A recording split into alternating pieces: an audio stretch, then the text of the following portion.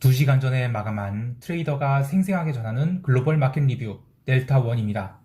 우리 시장은 음봉으로 마감했는데 해외 시장은 나름 잘 버텼죠. 특히 미국은 파웰이 매파적 발언에도 불구하고 또 장중 조정으로 잘 버텼는데요. 우리 시장은 종합주가지수 2700 안착 시도가 나오지 않을까 합니다. 물론 아직도 콜옵션을 매수하기에는 프리미엄이 너무 비쌉니다. 가격 부담이 있죠. 따라서 여전히 풋 매도 대응을 하는 것을 권하지만 어쨌든 시장이 이 구간에서 밀리지 않고 변동성을 빼게 되면 그것만으로도 기간 조정을 이겨내는 것이 되므로 시장은 긍정적이라 볼 수 있겠습니다. 자, 먼저 아시아 세션부터 리뷰해 보겠습니다. 코스피 선물은 갭 상승폭도 적었을 뿐더러 외국인이 현선물 매도 베팅이 시작되면서 아래로 눌리기 시작했습니다. 처음 30분 동안 사실상 스트레이트 하락을 해서 360.5선까지 밀렸는데 전일 오후장에 위로 돌기 시작한 자리가 되죠. 여기서 더 이상 밀리지 않고 점진적 반등을 시도했어요. 그러나 우리 시장은 홍콩 시장이 갭 상승 출발하고 나서 힘없이 줄줄 밀리자 반등폭을 모두 반납하고 함께 밀리기 시작했습니다. 자, 그런데 시장 하락이 특징이 있었어요. 첫 번째 특징은 외국인이 현선물 매도를 나름 세게 때렸는데도 불구하고 시장의 하락폭은 생각보다 얼마 되지 않았다는 것입니다. 외국인은 현물 시장에서 아주 리니어하게 5천억 가까운 현물 매도를 했고 또 선물 시장에서도 장 마감 직전 매도를 크게 걷어내긴 했지만 장 후반까지 6천억 가까운 선물 매도를 쌓았어요. 그러나 지수는 오후 2시 언더슈팅을 제외하면 얼마 빠졌다고 할 수 없죠. 또한 그 언더슈팅을 유도하고 나서는 외국인들이 선물 매도를 잽싸게 한 2,500억 이상 걷어내버렸으니까 어제의 흐름은 기술적인 하락이지 추세 하락이 출발지라고 할 수는 없었습니다. 두 번째 특징은 지수가 원웨이로 하락을 한 셈인데 그럼에도 불구하고 풋옵션 시세는 거의 나지 않았습니다. 그냥 하루 종일 콜옵션만 죽인 것이지 풋옵션 시세는 아예 안 났다고 해도 과언이 아니죠. 단지 이 17일에 있었던 급등에 그 콜옵션 평균 매도 단가를 넘겼기 때문에 다시 콜 매도를 쌓으면서 평균 단가를 올린 정도였지 풋 매수를 해서 하락을 적극적으로 대비하는 시장은 아니었다는 것입니다. 세 번째 특징은 LG 에너지 솔루션을 당기면서 삼성전자 그리고 SK하이닉스를 외국인들이 강하게 때렸어요. 근데 잘 보면 어제 외국인들이 선물 매도로 베이시스가 악화되면서 기관들이 바스켓으로 현물 매도를 했거든요. 그러니까 삼성전자와 SK하이닉스를 지난 3월 만기까지 당겨놓고 4월물 옵션 시장에서는 이 두 종목을 팔면서 LG 에너지 솔루션을 매수하는 바스켓 리밸런싱을 계속하고 있다는 것입니다. 그럼 이것은 시장이 추세적 상승하긴 버겁지만 마찬가지로 급락도 나오기 힘들다는 조건이 돼요. 자, 마지막 특징은 선물 시장이 있는데요. 어제 시장에 그 하루 종일 그 선물 미결제 약정이 무려 5,970계약이나 늘어납니다.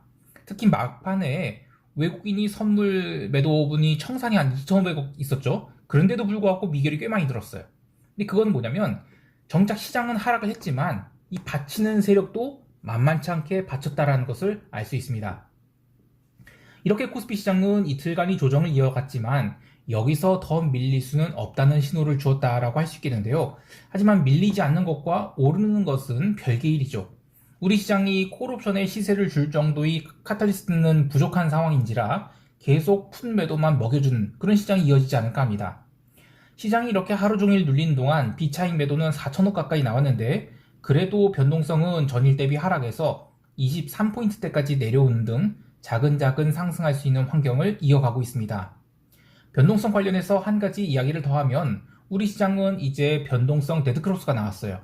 게다가 20포인트 이하로 가겠다는 신호로서의 데드크로스이기 때문에 코스피 시장에서는 당분간 옵션 매도, 특히 풋옵션 매도는 자신있게 매도해도 된다라고 보고 있어요. 그리고 물려도 상방으로 물리되 네이키드 콜옵션 매수는 최대한 자제하고 강세 콜 스프레드로 상방을 보는 전략을 권합니다. 이 변동성 데드크로스가 나게 되면 또 하나 잊지 말아야 될 게 장주 매매보다는 이 포지션을 꾸준히 오버나잇하는 전략이 더 나은 결과를 보인다는 것입니다.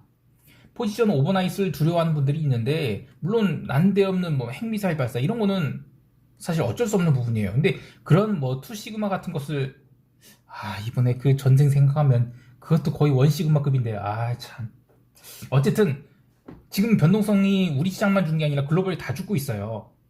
그렇기 때문에 이런 거 두려워하지 말고 자신 있게 품매도를 해야 됩니다. 이 장중 매매를 하다 보면 이 점진적 추세 상승 구간에선 다 털리게 돼요. 그러니까 A에서 B로 가는 과정 중에서 가장 피곤한 형태가 점진적 추세 상승이거든요. 종가상으로는 양봉 또는 뭐 주봉으로는 양봉을 만들어서 분명히 상승을 해요. 그런데 장중에는 올라가서 쫓아갔다 붙으면 다시 내려오고, 그래서 내려와서 손절할 것 같으면 다시 올리고, 그런 식으로 굉장히 스트레스를 줍니다. 그래서 변동성이 데드크로스가 나고 계속 죽는 과정에서는 그냥 리스크를 감수하고 풋매도 같은 것으로 변동성 매도와 델타를 롱으로 그렇게 하는 포지션을 묻어두는 게 좋습니다. 물론 현물을 갖고 계시는 분들은 커브드 콜 전략이 좋고요. 자, 여기까지 하고 유럽 세션 갈게요. 유럽 증시는 거래량이 부족한 가운데 상승 모멘텀을 찾지 못하고 살살 눌리기를 반복해서 결국 종가는 눌리고 말았습니다.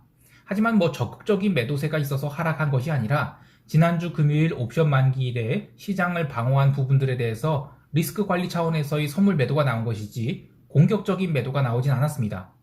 계속해서 변동성은 축소되었고 유럽도 러시아산 원유에 대한 제재를 하겠다는 소식에 유가가 더욱 상승하였지만 증시는 별다른 변화가 없었어요. 사실 증시보다 더 중요한 것은 어제 유로존 장기 채권이 아주 강하게 부러졌다는 것입니다. 본장 개장 전부터 유로존 국채 선물에 매도가 쌓이기 시작하면서 본장 들어서 계속 밀렸는데요. 라가르드의 연설에서 ECB와 연준이 통화정책은 같은 속도로 작동하지 않는다라면서 야, 우리는 긴축할 때 아니거든? 이런 메시지를 줬어요. 그런데 채권 시장은 아주 가볍게 무시하고 계속 국채 선물 매도가 나왔습니다. 그렇게 하루 종일 국채 선물 매도가 나온 상태에서 미국 본장 시작하고 파월의 연설이 있었죠. 파월은 필요할 경우 50bp 인상까지 하지 이런 식으로 반응하면서 채권은 전혀 반등하지 못하고 종가 저가로 처박혔습니다. 자, 그런데 그럼에도 불구하고 증시는 정말 강했어요. 물론 나스닥은 장중에 마이너스 1.3%를 두 번씩이나 왔다 가는 등 매도세가 있었던 건 분명한데 매도가 연속적으로 종가 저가로 밀어내지 못했을 뿐더러 매도 후 시간이 지나면 다시 숏커버 물량이 들어와서 반등을 시켰어요. 그러니까 결국에 장중에 여러 차례 매도가 나왔음에도 불구하고 종가는 상당히 아랫꼬리를 크게 달고 올라와서 미국 시장은 약보합 마감을 했습니다. 상품 시장에서는 기름이 계속 상승하고 있어요. 이는 4월물 텍사스 기름 선물 만기가 코앞으로 다가온지라 4월물 선물을 5월물 선물로 스위칭하려는 이른바 롤오버 매수 수요가 있어서 그런데요. 이렇게 추세가 형성된 상황에서 롤오버를 맞게 되면 포지션을 청산할 수도 있지만 다음 월물로 이전시키는 롤오버를 할 수도 있죠. 롤오버가 어떤 방향으로 진행되는지는 이 5월과 6월 선물 스프레드를 보면 되는데요. 요 며칠 동안 롤오버가 진행되면서 5월물 기름 선물이 6월물 기름 선물보다 가격이 오르는 월물 커브의 백오데이션이 심화되고 있어요. 그러니까 이는 4월물 선물 매수 포지션을 청산하고 5월물 기름을 신규 매수하려는 그런 시장 참여자들이 5월물의 매수 공급을 늘리는 거예요. 그래서 5월물이 고평가가 됩니다. 그래서 어제는 5월물이 6월물보다 무려 2.95달러나 비싸게 거래됐어요. 평소 월물간 스프레드는 작년까지만 해도 정말 비싸봐야 1달러예요. 그러니까 1달러 정도 더 비싼 건데 올해 들어서는 2달러의 벽을 넘어섰고요. 지난 3월 초 유가가 130달러 육박할 때는 월물간 스프레드가 무려 5달러를 넘기기도 했습니다. 그때는 진짜 자, 지금은 시장이 어느 정도 피크를 찍었다고 볼 수 있겠지만 월물간 스프레드가 안정을 찾기 전까지는 기름 매도는 정말 조심해야 되겠습니다. 자, 그 외에 구리는 비추세 조정을 보였고 아주 자연스러운 조정을 받았다고 할 수 있겠습니다. 반면 골드는 채권이 그렇게 박살나는 상황에서도 반등을 줬거든요. 그래서 이거는 그냥 추세 상승과는 관계없는 등락이라고 보면 되겠습니다. 유럽 시장의 핵심을 정리하면 장기 채권이 하락입니다.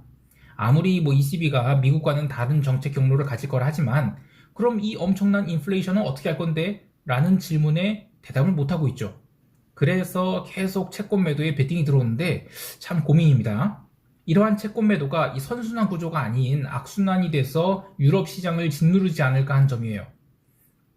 장기 채권 가격이 하락한다는 것은 유로존이 채권 발행이 고금리에 이루어진다는 것이고 지금까지는 자꾸 유로존 통합을 외치고 있지만 금리가 올라갈 경우 이 견딜 수 있는 국가와 견디지 못하는 국가의 괴리가 커지게 되죠. 그럼 결국에는 유로존이 붕괴되던 아니면 유로화가 붕괴되던 그런 사고가 터질 가능성이 커지기 때문입니다.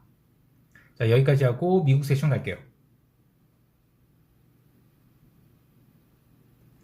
미국 증시는 길게 보면 뭐 아무것도 아닌 조정이었지만 장중 흐름은 정신이 없었습니다. 개장 초 10분간 강력한 숏 커버링이 나오면서 14,466포인트까지 올랐던 나스닥 선물은 이후 마이너스 1% 넘게 급락을 주었다가 또 반등이 나오고 파월이 연설 이후 그걸 다 밀어버렸어요. 그러나 그렇게 등락이 심한 가운데 변동성은 거의 살아나지 않았습니다. 그러니까 고가권에서의 단기 급등에 따른 차익 실현 매물과 숏 커버링을 이어가려는 그런 물량이 섞이면서 고가에서 손바뀜이 일어나고 있다고 할 수 있겠어요. 특히 어제 유가가 종가 고가로 상승한 거, 그리고 장기 채권, 단기 채권 할 거 없이 계속 금리가 오르는데도 불구하고 나스닥이 장중 조정으로 마무리했다라는 걸 보면 시장은 이 조용히 상승 전환을 하고 있다고 볼 수 있어요. 전일에 이어서 변동성 선물은 계속 콘텐고를 유지했고 사실 뭐 나스닥만 밀렸지 S&P는 그렇게 밀리지도 않았습니다. 개별 종목에서는 기름 주식이 또 올랐습니다. 특히 벅샤 해서웨이가 투자한 이 옥시덴탈 페트롤리엄 이거 신고가 갱신했고 제가 계속 주목하고 있는 농기계 회사 얘네들 이거 ETF 매수가 계속 들어오거든요. 농산물 펀드에 이 디어가 들어가 있거든요. ETF에. 그래서 이제 농기계 회사인 디어도 신고가를 갱신을 했어요. 반면 금융주는 금리 상승에도 불구하고 오히려 리스크로 인식돼서 그런지 약간의 조정을 받았습니다. 전반적으로 미국 시장도 강한 반등 이후의 기간 조정을 겪는 것으로 보는데 기간 조정이 뭐 얼마나 될지 모르겠지만 장중 진폭은 얼마 나오지 않은 상태에서 일중 흐름이 빠르게 움직인 뒤 멈추는 현상이 이어지고 있기 때문에 미국 시장 또한 일중 거래는 어려운 구간들이 시작되었다고 할 수 있습니다. 따라서 미국 증시는 변동성이 바닥을 쳤다는 컨센서스가 형성되기 전까지는 나스닥 선물 매수 포지션 뭐 이래저래 장중에 뭐 뒤집고 뭐 이렇게 하지 말고 꼭 들고 가면서 밀어붙이는 것이 가장 좋은 성과를 기록할 것으로 봅니다. 여기 하나 더 하면 변동성이 바닥이 과연 어디일 것인가 라는 것인데 작년에는 그 픽스 선물 기준, 픽스 지수, 현물 지수 기준이죠. 15포인트가 변동성 바닥으로 여겨졌어요. 15포인트에서는 더 이상 밀리지 않고 턴하더라고요. 근데 올해는 20포인트를 깨려다가 실패하고 강하게 반등이 나왔죠. 올해 나왔던 재료, 뭐 인플레이션 압력, 금리 인상, 전쟁 이슈 뭐 이렇게 세 가지 정도가 변동성 20포인트를 바닥으로 만들었는데 이제 어떤 이슈가 새로 나와야 변동성 20포인트에서 턴을 할지 그건 아직 모르겠어요. 근데 저는 여기서 정말이지 뭐 또 뭐가 나올까?